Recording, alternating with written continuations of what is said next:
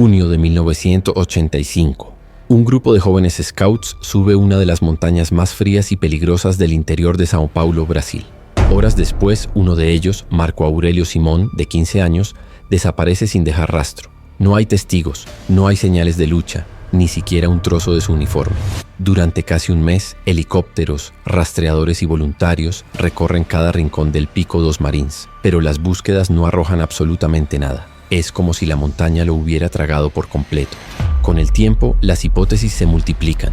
Algunos creen que fue un accidente fatal, otros apuntan a un crimen oculto, y están quienes aseguran haber visto luces extrañas en el cielo la misma noche en que Marco se perdió. 40 años después, el mayor misterio criminal de Brasil resurge con nuevas evidencias. ¿Fue un crimen encubierto, un accidente trágico o algo extraterrestre que desafía nuestra comprensión?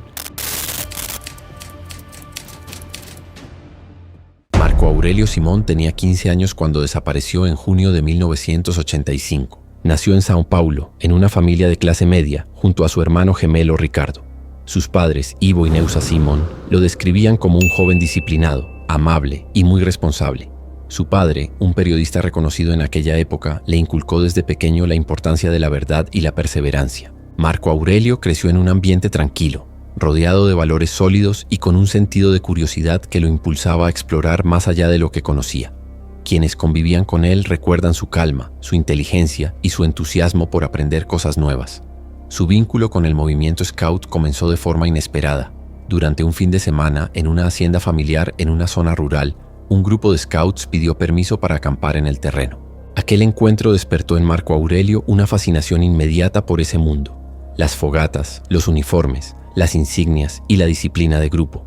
Poco después se unió al grupo Scout Olivetanos, donde aprendió técnicas de supervivencia, primeros auxilios y orientación. Para él, ser scout era un compromiso con la naturaleza y con los demás, no un pasatiempo. Siempre se tomaba las reglas en serio, demostrando liderazgo y madurez a una edad en que la mayoría de los adolescentes apenas comenzaban a entender la responsabilidad. En 1985, Marco Aurelio se preparaba para subir de rango dentro de su grupo. La excursión al Pico dos Marins, una montaña con 2.420 metros de altura, era parte de esa prueba. Considerada una de las más difíciles y peligrosas del estado de São Paulo, el terreno del Marins combina pendientes rocosas, cambios bruscos de clima y una densa neblina que puede hacer desaparecer cualquier rastro del camino en minutos. El plan parecía sencillo: ascender y regresar el mismo día.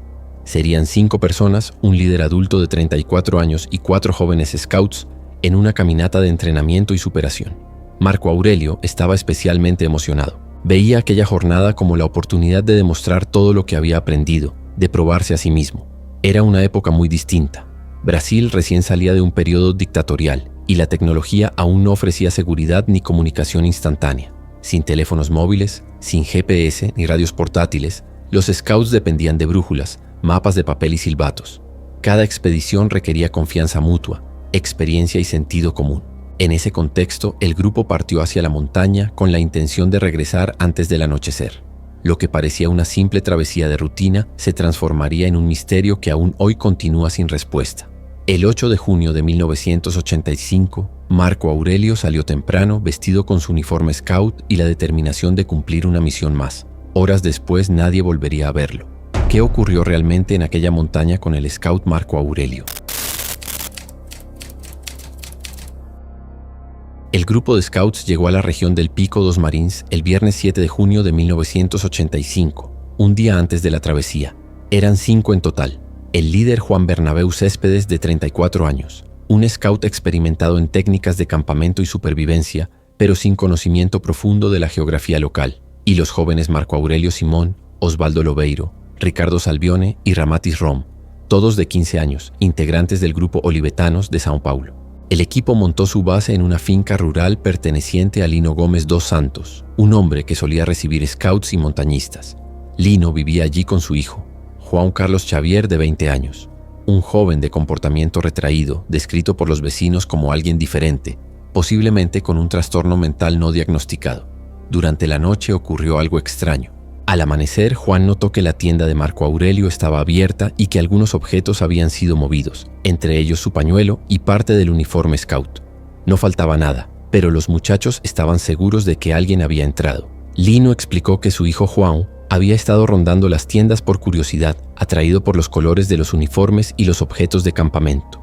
En ese momento nadie sospechó de mala intención, y el episodio fue rápidamente olvidado. Sin embargo, con el paso de los años, ese pequeño incidente se transformaría en una de las piezas más inquietantes del rompecabezas, alimentando teorías que aún hoy dividen a investigadores y testigos. Al día siguiente, el grupo se encontraría con Afonso, un guía local que conocía bien el Pico dos Marins y que tenía experiencia en el ascenso. Como Juan no conocía bien el lugar, había acordado que Afonso acompañara al grupo. Sin embargo, el día del ascenso, por alguna razón, Juan decidió prescindir del guía, lo que posteriormente fue muy cuestionado. El sábado 8 de junio de 1985 amaneció con un clima adverso. Era un día frío, húmedo y cubierto por una neblina espesa, típica del invierno en la Serra da Mantiqueira, donde las temperaturas caen fácilmente a 5 degrees Celsius. El plan era una excursión de un día, sin pernoctar en la montaña. Saldrían del campamento después del almuerzo y regresarían antes del anochecer. Sin embargo, el grupo dependía únicamente de brújulas, mapas y experiencia, herramientas insuficientes frente a las condiciones impredecibles del Marins. A las 13 horas comenzaron la caminata, más tarde de lo recomendable. En condiciones normales, el ascenso toma unas 3 o 4 horas y el descenso unas 2, pero la hora de salida ya reducía drásticamente el margen de seguridad. El trayecto inicial atravesaba selva cerrada, para luego continuar por laderas rocosas y resbaladizas, donde cualquier paso en falso podía ser fatal. El líder Juan Céspedes cometió un error que muchos expertos considerarían determinante. En lugar de seguir el método tradicional de ascenso en zigzag, que permite controlar el esfuerzo y mantener el rumbo, optó por una ruta en línea recta. Subir de ese modo, en una pendiente tan empinada, aumenta el desgaste físico y rompe la cohesión del grupo, especialmente cuando se pierde contacto visual entre los integrantes. Con la neblina cerrándose y la vegetación dificultando la orientación, los scouts comenzaron a dispersarse. El error de Juan no fue solo técnico, sino también táctico. En una montaña como el Marins, donde las sendas se bifurcan constantemente, una decisión así puede marcar la diferencia entre regresar a salvo o desaparecer sin rastro. Durante el ascenso ocurrió otro imprevisto. Osvaldo Lobeiro, uno de los jóvenes, resbaló en una roca húmeda y torció el tobillo. El dolor le impidió continuar y el grupo tuvo que detenerse. Intentaron improvisar una muleta con ramas, pero no lograron estabilizarlo. La tarde avanzaba y el tiempo se agotaba. Con el sol cayendo, Juan y los chicos discutieron cómo regresar. La opción de cargar a Osvaldo por el mismo camino parecía imposible. La subida recta los había dejado exhaustos y la bajada sería aún más peligrosa.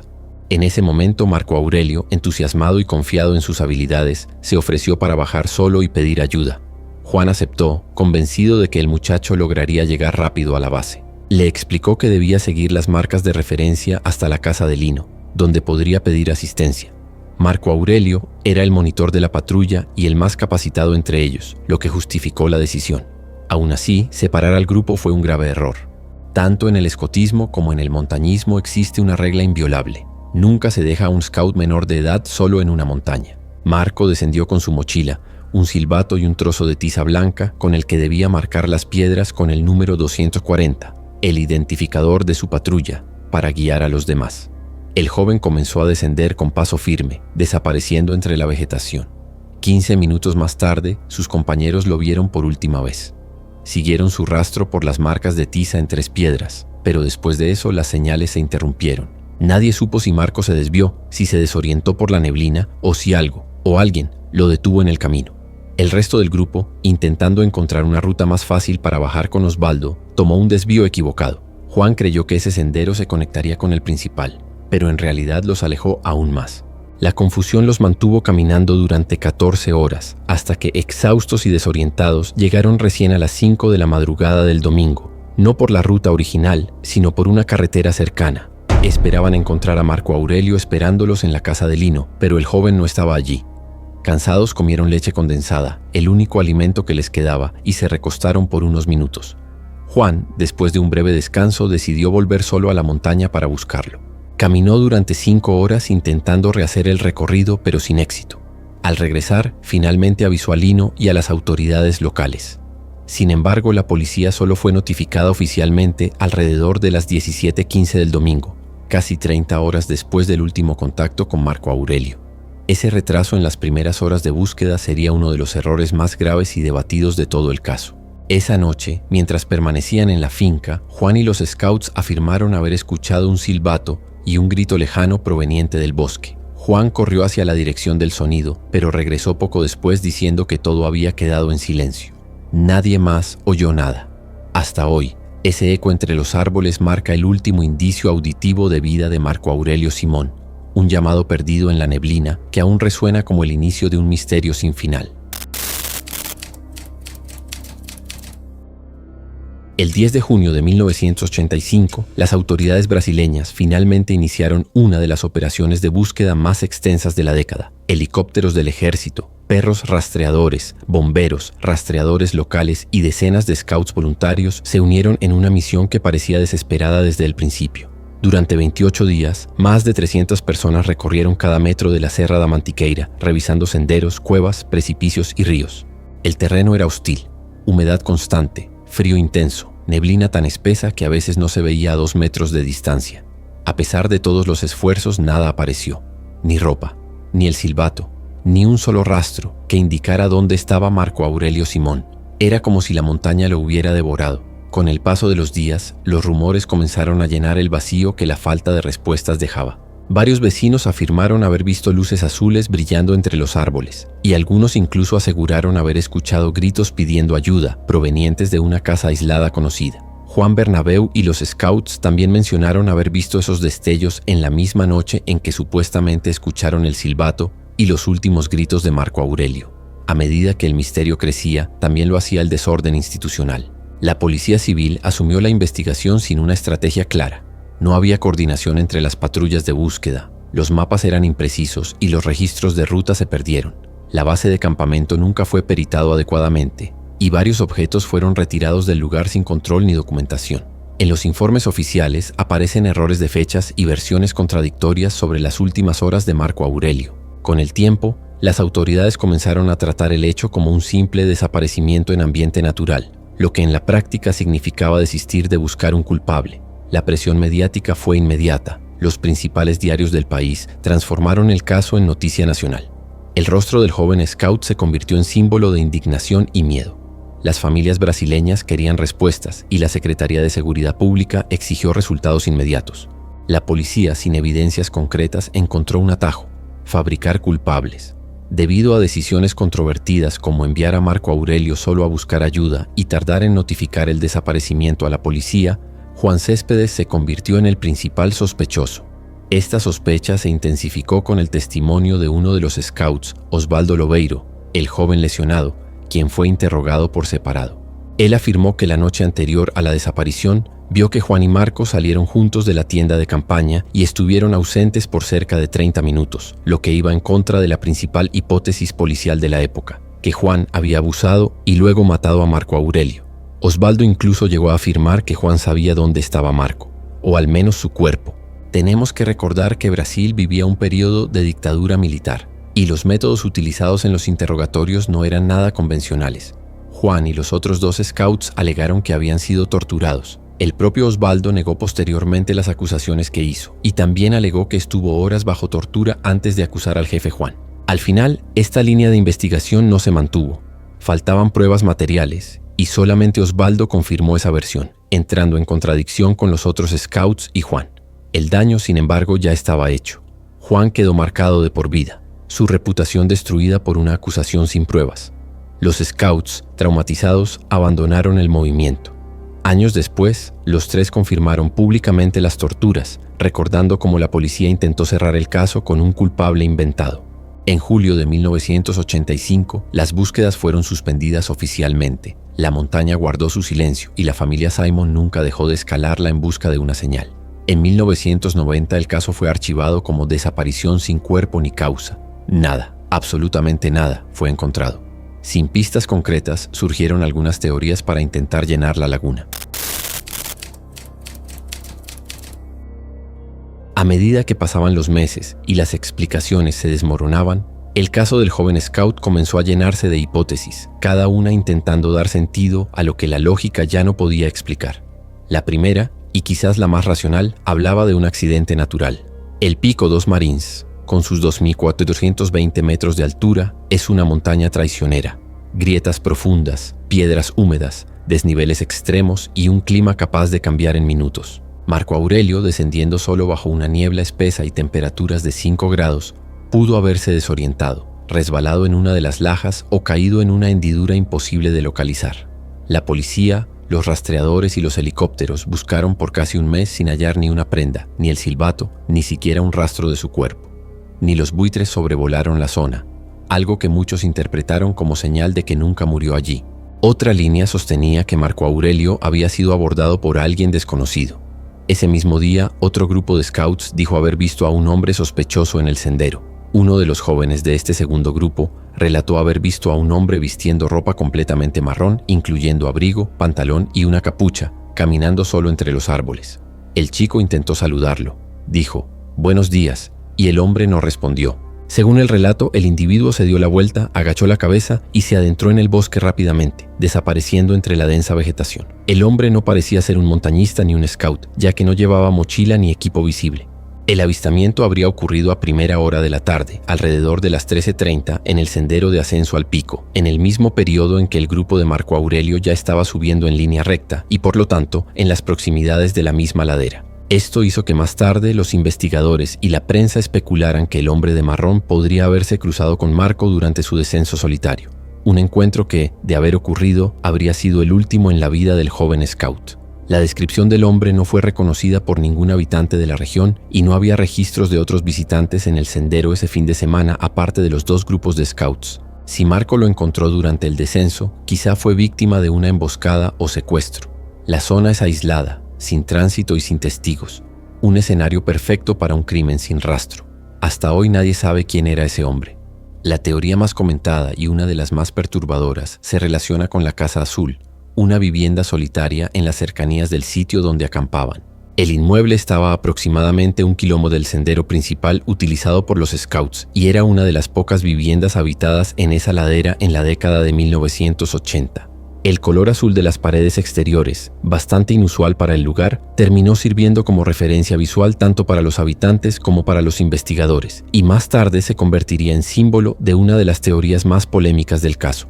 En la madrugada del 9 de junio de 1985, cuando el grupo de scouts ya había regresado al campamento base, Juan Bernabéu Céspedes y los chicos restantes relataron haber oído un silbato característico de scout, el mismo tipo que Marco Aurelio llevaba, seguido de gritos que provenían de la dirección de la Casa Azul. El sonido era insistente, intercalado por silencios, y parecía venir del interior del bosque, no muy lejos de allí. Juan, exhausto y desorientado después del largo descenso, decidió investigar junto con los muchachos. Guiados por la luz tenue de las linternas, siguieron el sonido hasta la casa, de donde creían que provenían los gritos.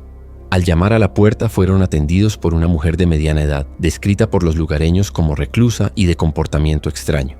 Ella negó rotundamente haber oído cualquier ruido y afirmó que estaba sola en casa. Según los scouts, la mujer parecía nerviosa y su reacción causó desconfianza. Juan insistió diciendo que habían oído claramente un silbato y peticiones de socorro, pero ella dio por terminada la conversación y cerró la puerta, negándose a cualquier ayuda o visita al interior de la residencia. Lo más extraño es que durante las primeras búsquedas realizadas entre junio y julio de 1985, la Casa Azul no fue localizada.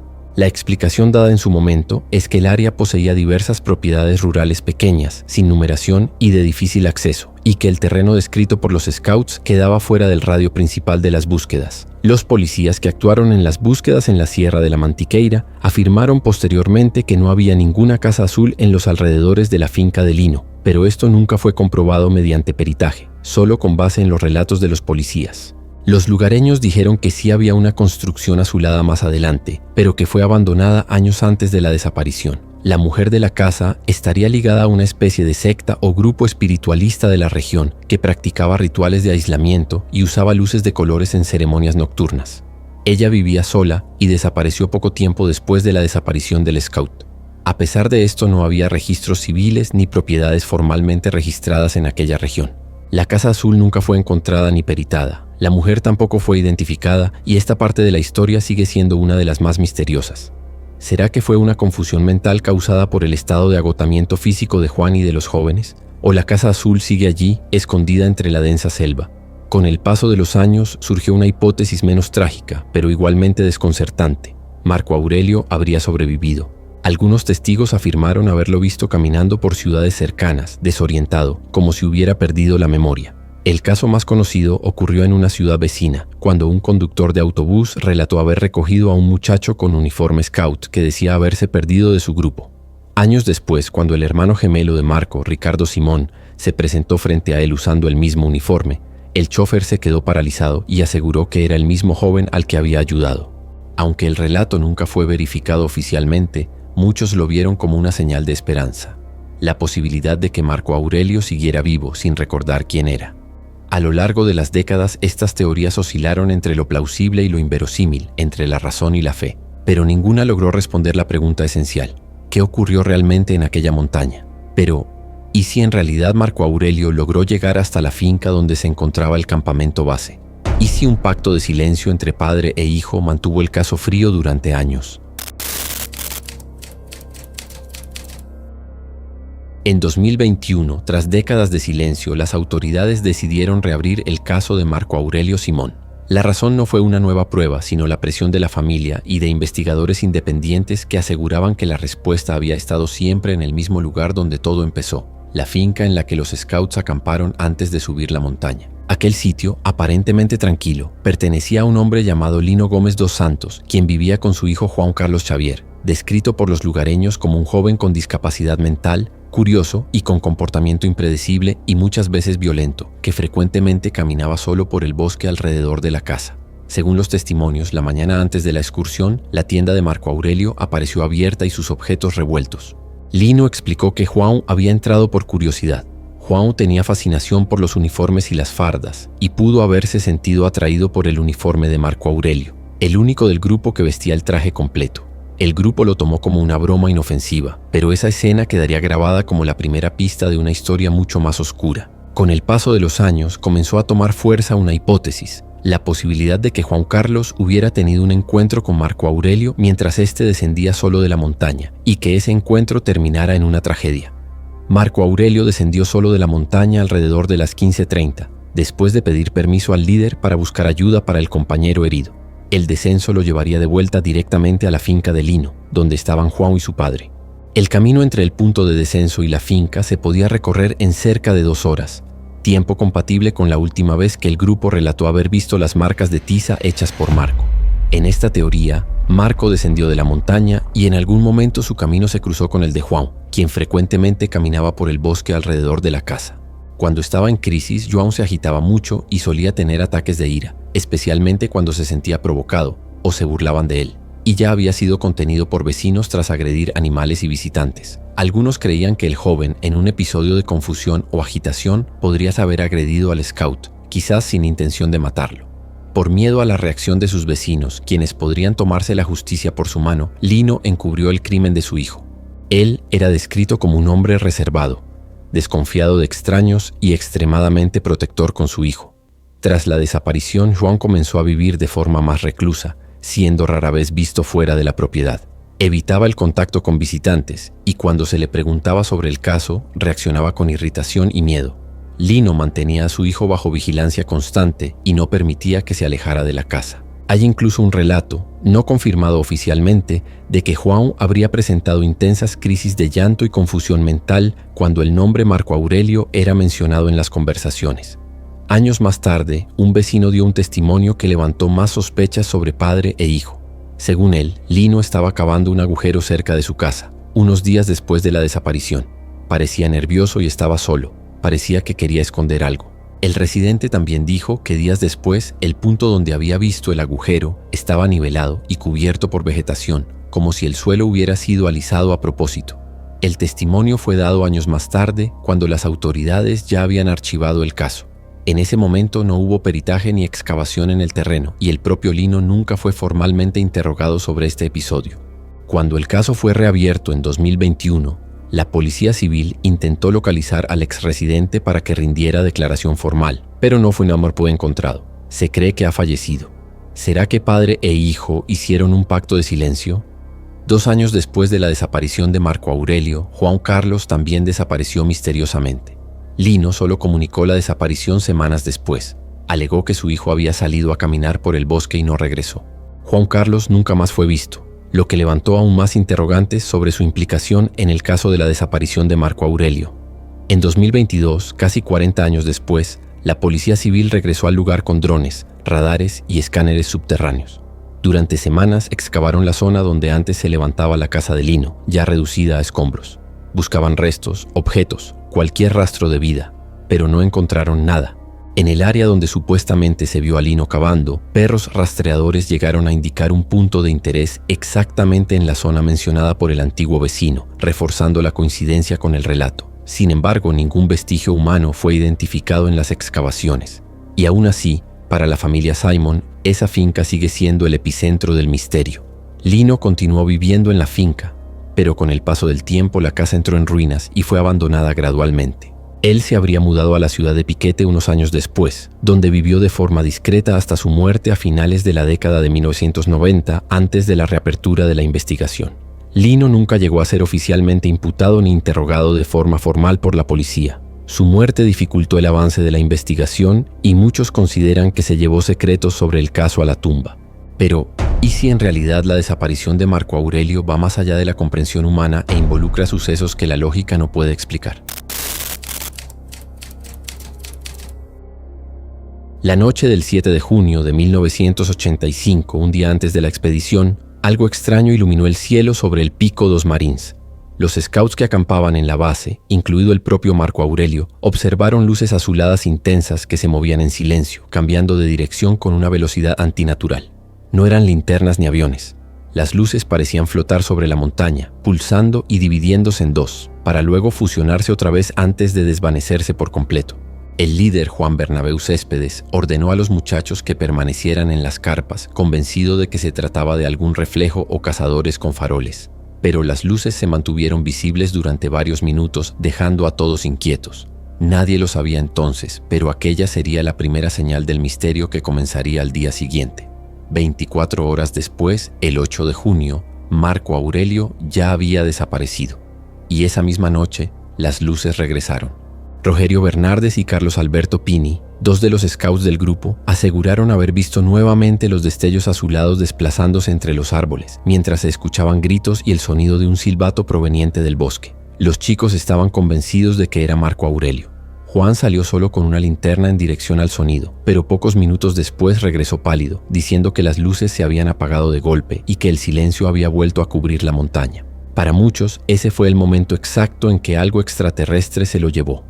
El Pico dos Marins ya era conocido por los investigadores ufológicos antes del caso. Desde la década de 1970 se habían documentado más de una docena de avistamientos en la región, todos con la misma descripción. Esferas azules, sin ruido, que flotaban sobre los picos y desaparecían repentinamente. Después de 1985, el lugar pasó a ser considerado un punto caliente ufológico, un área de actividad energética inexplicable. Hasta hoy, montañistas y habitantes locales reportan luces similares, a veces acompañadas de descargas eléctricas o de un zumbido grave que vibra en el aire. Los defensores de la teoría extraterrestre sostienen que Marco Aurelio fue abducido y que eso explicaría por qué jamás se encontró un solo rastro suyo. Ni ropa, ni objetos, ni restos, nada. Durante 28 días, la policía, el ejército y los guías rastrearon cada rincón del Marines con perros y helicópteros, sin resultado alguno. Para los ufólogos, la desaparición es incompatible con cualquier accidente natural, y que el caso de la desaparición del scout Marco Aurelio es el caso más extraño de Brasil. El propio Ivo Simón, padre del muchacho, se convirtió en el principal defensor de esta hipótesis. Dijo más de una vez que no cree que su hijo haya muerto en la montaña, sino que algo, más allá de la lógica humana, ocurrió allí. En una sesión espiritual, un médium le dijo que Marco Aurelio ya no estaba en este plano, pero no había sufrido. Y Ivo interpretó esas palabras como una confirmación. Su hijo habría sido llevado por algo que el ser humano todavía no puede comprender. ¿Será que realmente algo más allá de la comprensión humana ocurrió ese día? ¿O el sufrimiento de un padre que aún quiere creer que su hijo está bien le dio crédito a una posibilidad más fantasiosa? Las investigaciones continúan hasta hoy. El 8 de mayo de 2025, la Policía Civil de São Paulo reanudó las investigaciones sobre la desaparición y se realizaron nuevos sobrevuelos con drones equipados con sensores multiespectrales e inteligencia artificial en áreas de densa vegetación alrededor del Pico dos Marins. También se anunció que nuevas denuncias condujeron a 3 lugares de interés mantenidos en secreto y que se realizarán nuevas excavaciones en dichos sitios.